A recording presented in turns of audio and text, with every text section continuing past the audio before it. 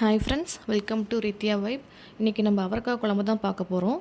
மோஸ்ட்டாக அவரைக்காயில் எல்லோரும் கூட்டு, பொரியல், சாம்பார் அந்த மாதிரி தான் செய்வாங்க. நம்ம இன்றைக்கி புளி, தேங்காய் எதையுமே ஆட் பண்ணாமல் சிம்பிளாக ஒரு குழம்பு பார்க்க போகிறோம். இதை ரைஸ் கூட அப்பளம் இல்லைன்னா ஆம்லேட் வச்சு சாப்பிட்டிங்கன்னா ரொம்ப சூப்பராக இருக்கும். எப்படி பண்ணுறதுன்னு பார்க்கலாம்.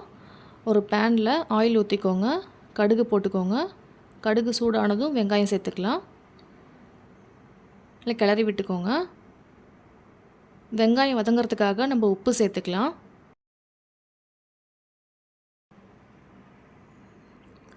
உப்பு போட்டோம்னா சீக்கிரமாக வெங்காயம் வதங்கிடும்.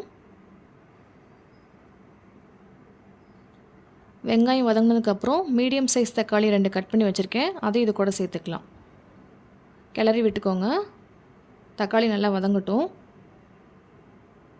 தக்காளி வதங்கினதுக்கப்புறம் அவரைக்காய் சின்ன சின்ன பீஸஸாக கட் பண்ணி வச்சுருக்கேன், அதை இது கூட சேர்த்துக்கலாம்.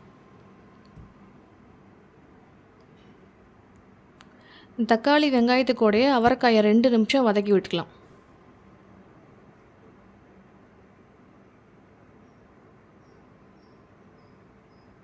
ரெண்டு நிமிஷம் வதக்குனதுக்கப்புறம் மசாலாலாம் சேர்த்துக்கலாம்.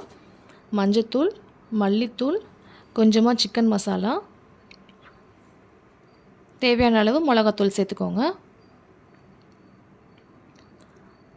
இந்த மசாலாவில் 1 நிமிஷம் நம்ம வதக்கி விட்டால் போதும். நல்லா கிளறி விட்டுக்கோங்க.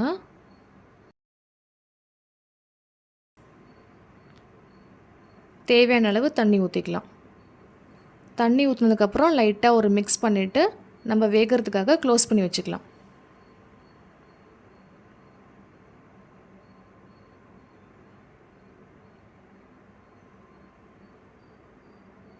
மூடி வச்சதுக்கப்புறம் அப்பப்போ நீங்கள் செக் பண்ணிக்கோங்க காய் வெந்துருச்சான்னு.